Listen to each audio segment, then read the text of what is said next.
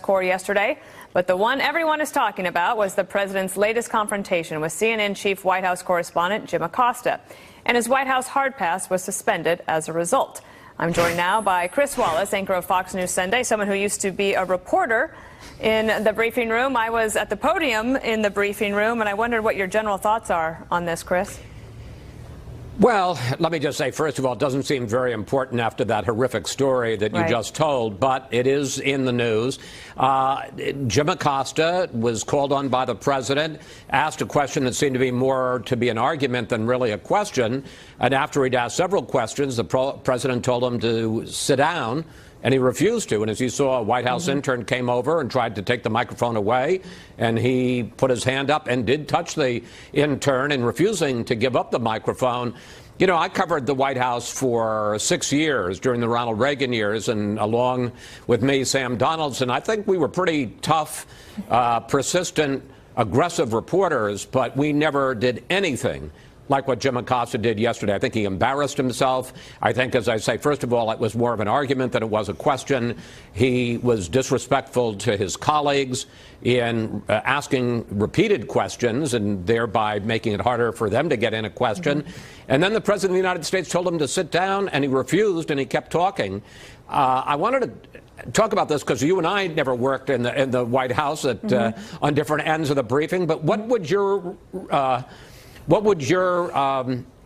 advice to the president and to the White House have been of how to deal with this? Well, we never had a situation like this. I do remember revoking a hard pass for a reporter, but that was because of some really egregious behavior, stealing from colleagues, rifling through another person's desk. That a hard pass is a security document.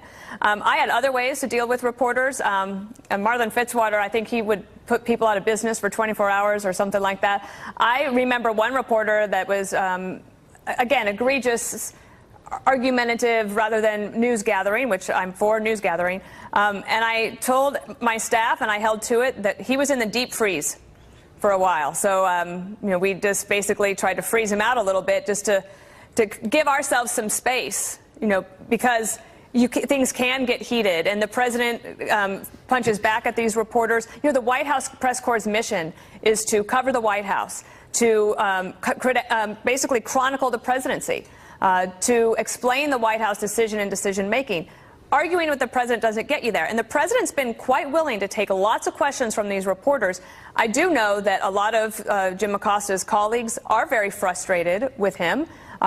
They, of course, defend his right to ask a question, but when he gets in the way of everyone being able to actually do their job and to fulfill that mission, I think that's a problem. And the other thing I would just say is, one thing I learned from President Bush is, find ways to de-escalate tension.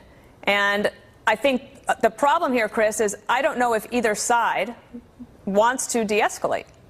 No, I think actually both of them have made a calculated decision that it serves their purposes to continue this. The president knows that it's a good line and a big source of support on the trail and among his base to take on reporters. And Jim Acosta strikes me as a showboat who would like to get attention more than he'd like to get answers to questions. Having said that, I am troubled by pulling the hard pass because, look, you can argue he was a jerk and he deserves it, but obviously at a certain point you begin to wonder, look, Barack Obama in effect declared war on Fox News at one point, and interestingly enough, under a different CNN regime, CNN stood with us and said, look, if you're going to try to freeze Fox out, we're not going to participate in certain pool events either.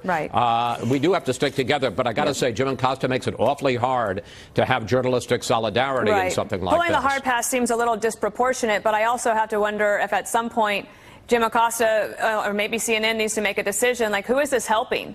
Are we able to help fulfill the mission that we're trying to do, or are we actually getting to scrapes every day that are a distraction and takes away from what the unit of the White House press corps is there to do?